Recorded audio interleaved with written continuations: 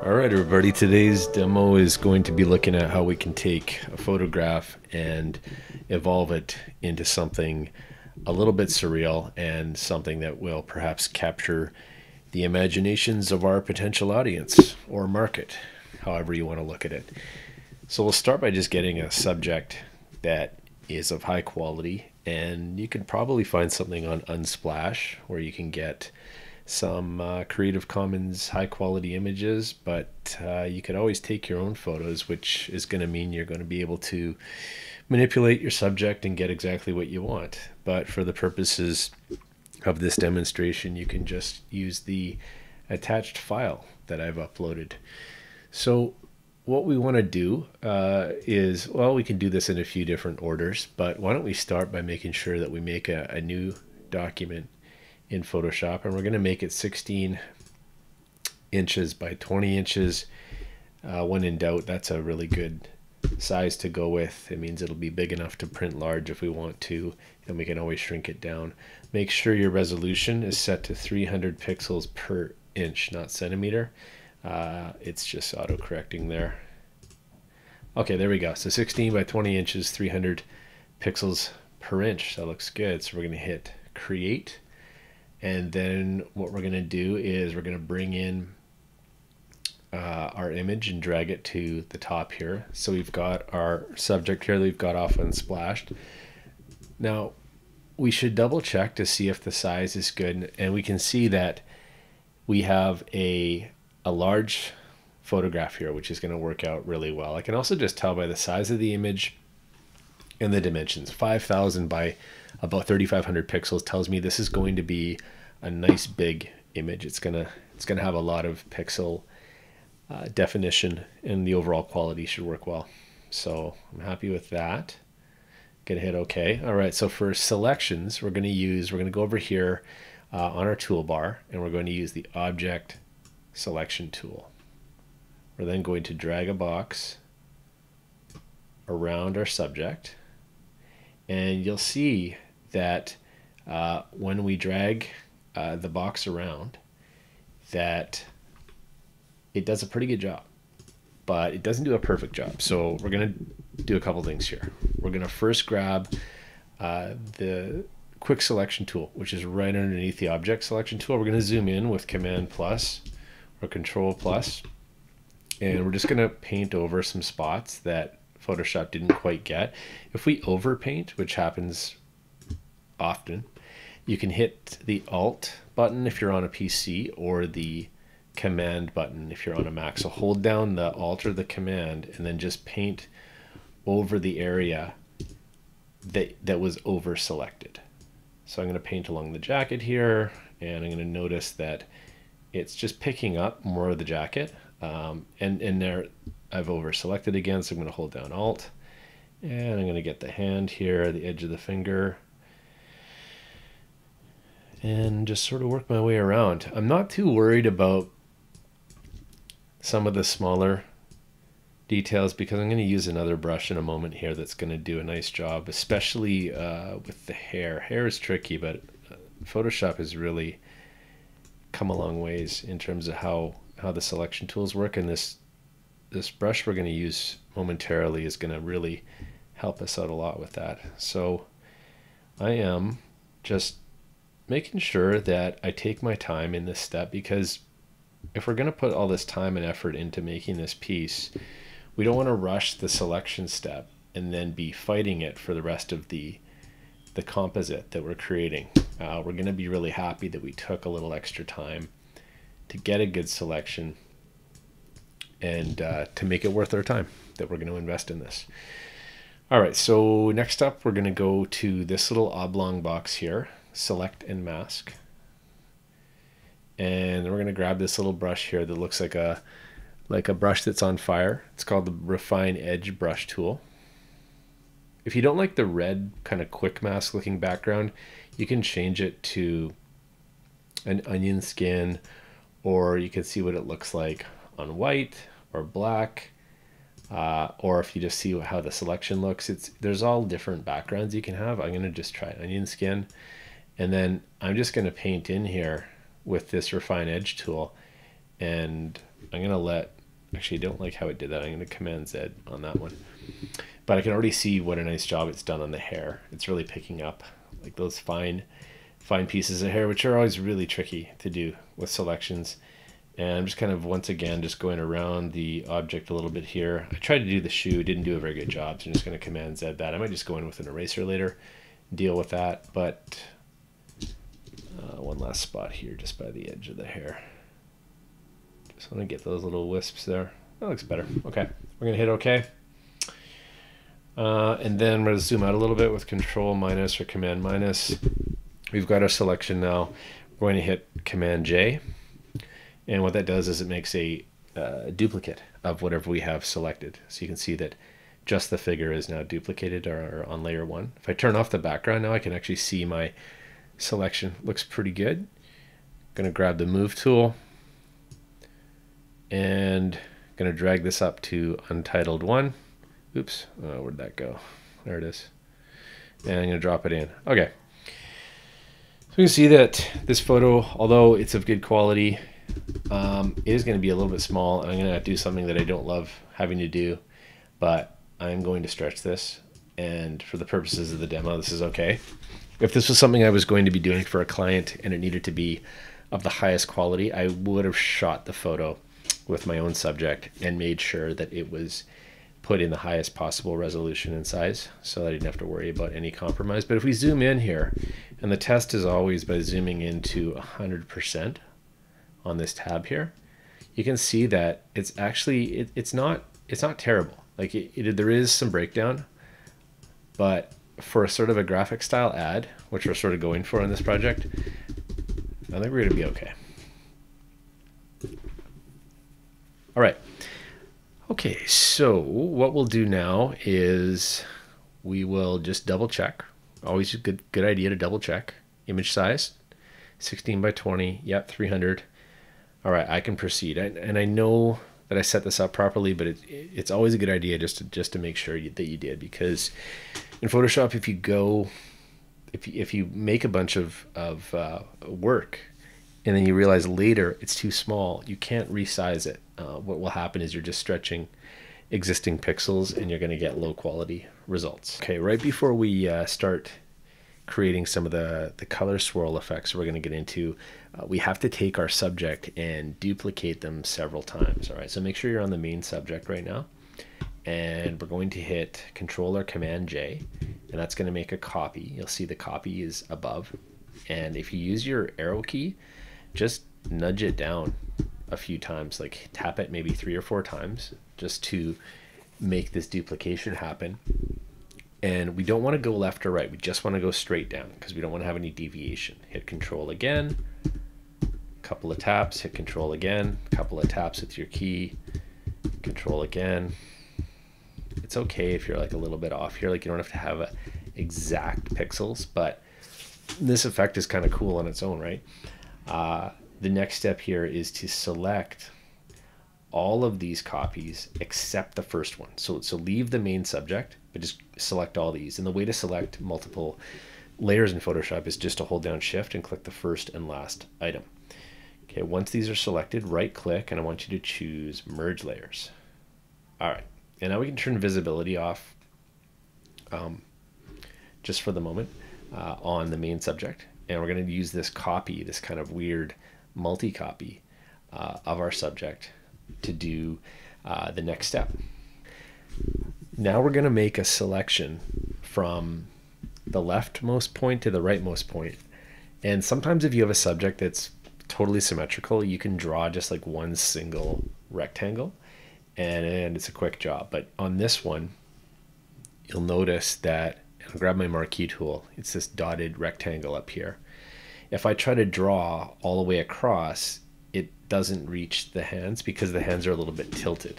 So I'm going to actually have to make 2 selections. So again, this is a little bit of like trial and error here, but we're going to start our first selection and I can get it to about there. So like that's like just about to the hand, but kind of like to the forearm.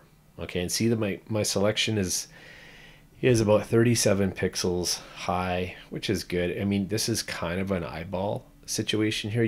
There isn't an exact amount, but you don't want it to be huge and you don't want it to be too small. So like, let's say 50 pixels. That's pretty good. Okay, that's my selection. I'm going to hit Command C and Command V. Okay, and right there, layer 2 is what it just pasted. Okay, now click back on layer 1, and we're going to get the rest of the selection now by dragging, oops, that's too high. Let's try again. There we go. So now I've got the rest of the forearm, and let's try to get that about 50 pixels. Perfect. Okay, it's the same thing, Command C, Command V. And now I've got layer 1 and layer 2. Let's turn the visibility off on our subject. And now let's go to layer 2. And we're going to grab the move tool, and we just nudge this up with the arrow keys.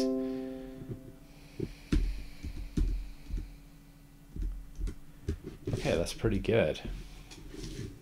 Now we can take these two, hold down Control or Command and click them both, right click and merge layers. Okay, now it's one layer. All right, so now we've got this thin strip, which is essentially like a very small selection, but very accurate selection of our subject. So the fun part now is if we hit Control T or Command T and we hold down Shift and Alt or Shift and Command and we drag, what's going to happen is it's going to symmetrically stretch vertically up and down. Okay, and it looks really jagged right now. That's because we haven't committed the transformation. Now if you hit Enter, there we go. Now essentially we've got like an elongated color palette that's been sourced from our subject. So now if we turn the subject back on, we can see that the color palette actually aligns with our subject pretty nicely. And if we wanted to do a more simplistic job here, we could almost be done right now. There's a couple things we could do to clean this up a bit, but just this effect alone is quite powerful in terms of just using unity and repetition and all those good things that we do as photographers and designers. So we want to get our color palette to be manipulated a little bit more. And there are lots of ways that we could manipulate an object in Photoshop, but the tool that we're going to experiment with in this assignment is under Edit, Transform, Transform, and then Warp. Okay, and yeah, everybody make sure that you're on the color palette layer. Actually, let's just go ahead and double click that and rename it color palette, and then layer 1, we can call this our main subject. All right, perfect. So we're on color palette. I'm going to go back, do that again, Edit, Transform, and Warp. Okay, so Warp allows us to do what it says, which is to pull and bend and do lots of crazy stuff with our images. Okay, now what you'll find, like any tool in Photoshop, is that often it's a bit of trial and error as you figure out like what is the best sort of source material for this concept and what sizes work the best. So in this case, I'm finding that I would like my subject to be maybe a little bit smaller and up a little bit higher, right? I'm also finding that the color palette is a little bit narrow. So if it was a little bit wider, that might be a better way to go. But I can live with this. I can definitely make this work still. Now we have a little bit of work to do on the palette itself, and we're gonna actually go back in and edit, transform, and what we'll do is, let's see, let's use more warp. There we go. Because what I want to make sure of is that it lines up perfectly with the edges of the subject's sort of furthermost parts. So like the hands in this case are reaching the furthest out. So I want to make sure that the palette reaches right to the tips of his fingers. I'm going to hit Enter. Okay, and now to create a little bit more of an illusion of this color palette kind of flowing out of our subject, we need to layer mask all of this up here. So let's make sure we're on color palette again, and we're going to hit the layer mask, turns it white. So that white box there is called the layer mask. And if you grab your brush tool, make sure when you grab your brush tool that it's not set to 100% hardness, or else it'll be too sharp usually. And 0 is often too fuzzy, so kind of 20 to 30 is nice, somewhere in there. And then just remember your brush. You can resize it with the square bracket keys. So right square bracket is bigger, left square bracket is smaller. If you have a black foreground color and you're painting on a white layer mask, what will happen is it will conceal anything that gets painted black. So that's perfect, because that's what we want, right? Now, what if I get too aggressive and I overpaint it like I just did? That's okay. I use X, I toggle it and see how it turns white. I can now go back in and paint what I overpainted. Back to black with X, and now I can finish up. Oops, gonna make my brush a little bit smaller. I'm doing a little bit of a rush job here, but as long as and I'll zoom in with Command or Control plus, get right to the edge there. Okay, and if I feel like I did over select, which I did, I overbrushed, again, toggle it back, and with white we are reclaiming. Okay, let's zoom out. Okay, that's pretty cool, right? So again, we're just using a little bit of image manipulation, but because we're using a color palette that's sourced from our subject, we're automatically getting unity and we're getting repetition, which are two key design elements that are going to help ensure that our composite and essentially our digital artwork here looks good and that it functions well. Okay, so that's sort of how you use the warp tool and how you use the layer mask to get rid of those bits. Next step, we're going to look at how to add some shadows. So this is where you want to be thinking about placement of the shadow, and the shadow is going to come between the subject and the color palette. So that's where we have to place that layer. So there's my color palette, there's my subject. So I'm going to click on the color palette layer, going to hit plus to make a new layer, and then I'm going to zoom in, and I'm just going to start putting in some shadows here. Okay, so shadows can be painted in with a brush. Again, this time let's use an even softer brush, so like a 20% brush. And let's not just use black for our shadow, let's eyedrop. So tap I on your keyboard, and let's eyedrop something that's already a natural shadow, like some of these darker browns here on the jacket, behind his neck, the hair is, right? And let's use that as our shadow. Grab our brush. Okay, now when we paint our shadow in, we don't want it to be 100%. We want it to be quite light, so we can subtly just add a shadow in. So now when I'm going to paint, I'm going to just imagine where would the light hit the subject, and therefore where would it cast a shadow, right? So I'm just going to go kind of underneath the jacket, underneath the arms here. And again, my goal is not to do like a super heavy shadow, right? But just enough to imply a little bit of depth, right? It's under the kneecap there. Move up a little bit, under the shoe.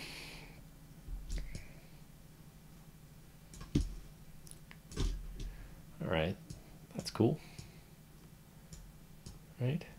So again, that's just a little bit of modification to just give this image some more depth, and that's always a good idea, just to do some of that. We could also go look at like where these folds occur here, like where this is folding over, and we could suggest that there is a little bit more shadow. Oops, I over selected there.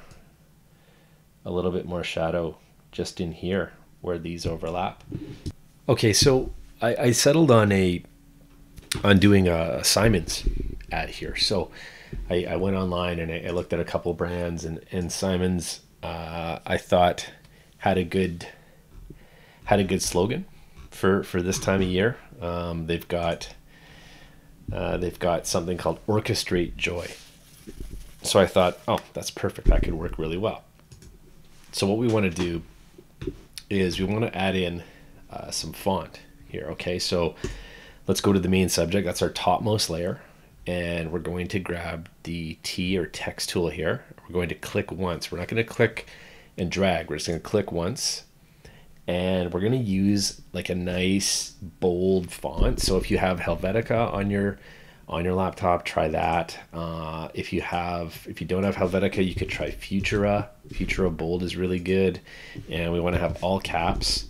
And I'm going to try, there we go, Orchestrate. So this is unfortunately kind of a really big word, but I'm gonna do my best to make this work. I'm gonna center this a little bit lower on my subject, and that's fine. It does not have to be across their chest for this to work.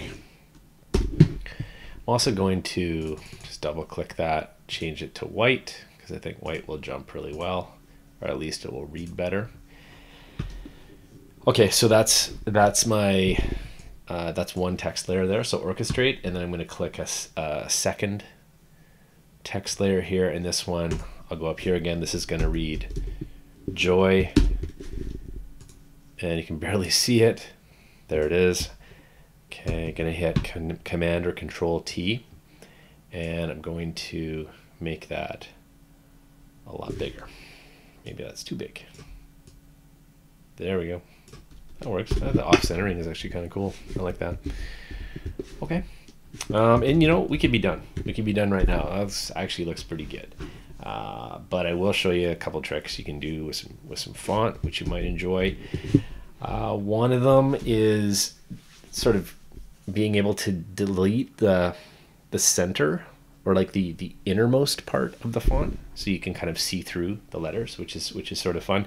So that's one thing that we could do, and there's a lot of ways that you could really integrate transparency in letters, but here's one easy way to do it. So if I go into Joy, double click it, double click like to the right of it, not on the word Joy, but like in this area here. If I double click that, it brings up the layer styles. Okay, I'm actually going to add a stroke to this, and that's a little heavy. Let's maybe do, let's see, let's do like 40 pixels. 35 scale. Okay, we'll do 35 pixels. I'm gonna leave it black for now just because it's easier to see. Okay, and then what I'm gonna do is I'm gonna break the text. So essentially, I'm gonna make this text. I'm gonna make it so that I can do things with it, like I can fill it, I can delete it. So it's no longer gonna be text. And how we do that is we right click on the text. We're gonna try convert to smart object. Okay. Now we're going to right click it and go rasterize layer. Okay, so let's grab our magic wand. There it is. Now I'm going to hit delete. There we go. And the stroke remains. So I'm just going to cut out the center of the O. I'm going to keep these other two. Filled, I think. Actually, no, you know what? Let's delete those. Let's just see what happens. Okay. Now, the black doesn't look very good, right? So what I want to do is I want to go back to the Joy layer, double click this, bring up the layer styles again, and I'm going to choose color overlay. And then when I click color overlay, you can do any color, but for now, just for simplicity, I'm going to choose white.